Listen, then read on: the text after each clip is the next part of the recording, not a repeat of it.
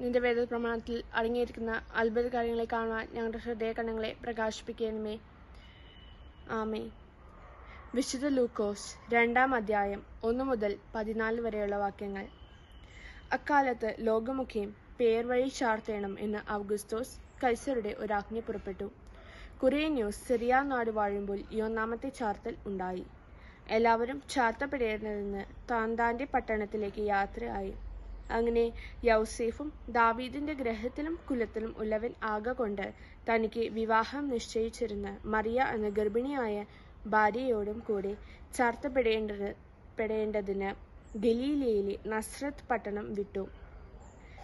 യഹൂദ്യയിൽ ബെത്ലഹേം എന്ന ദാവീദിൻ പട്ടണത്തിലേക്ക് പോയി. അവർ അവിടെ ഇരിക്കുമ്പോൾ അവൾക്ക് പ്രസവത്തിനുള്ള കാലം തികഞ്ഞു. അവൾ ആദ്യജാതനായ മകനെ പ്രസവിച്ചു. ശീലകൾ ചുറ്റി വഴിയമ്പലത്തിൽ അവർക്ക് സ്ഥലമില്ലായ്കയാൽ പശുത്തൊട്ടിയിൽ കിടത്തി.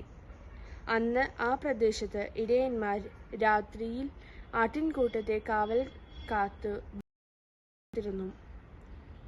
അപ്പോൾ കർത്താവിന്റെ ഒരു ദൂതൻ അവരുടെ അരികെ നിന്നു. കർത്താവിന്റെ തേജസ് അവരെ ചുറ്റിമിന്നി. അവർ ഭയപരവേശരായി തീർന്നു. ദൂതൻ അവരോട്, ഭയപ്പെടേണ്ട, സർവ്വജനത്തിനും ഉണ്ടാകുവാനുള്ള മഹാസന്തോഷം ഞാൻ നിങ്ങളോട് സുവിശേഷിക്കുന്നു.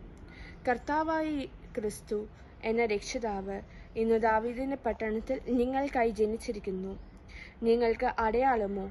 ശീലകൾ ചുറ്റി പശുത്തൊട്ടിയിൽ കിടക്കുന്ന ഒരു ശിശുവിനെ നിങ്ങൾ കാണും എന്ന് പറഞ്ഞു.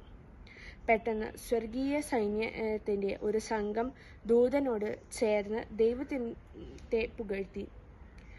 അത്യുന്നതങ്ങളിൽ ദൈവത്തിന് മഹത്വം, ഭൂമിയിൽ ദൈവപ്രസാദമുള്ള മനുഷ്യർക്ക് സമാധാനം എന്ന് പറഞ്ഞു.